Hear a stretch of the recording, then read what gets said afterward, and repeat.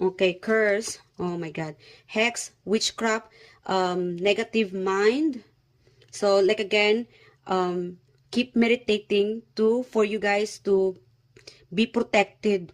Protect yourself. Sage. Cleanse your energy, your environment, your home. And do not be afraid. You are protected. You are strong.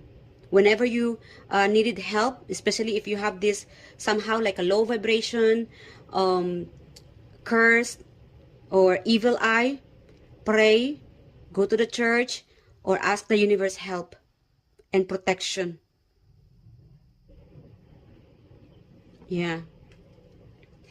Okay. So that might be something coming to some of you here. An evil eye, an energy of attack. I don't know, something about an attack energy here. So keep protecting yourself to all my beloved viewers.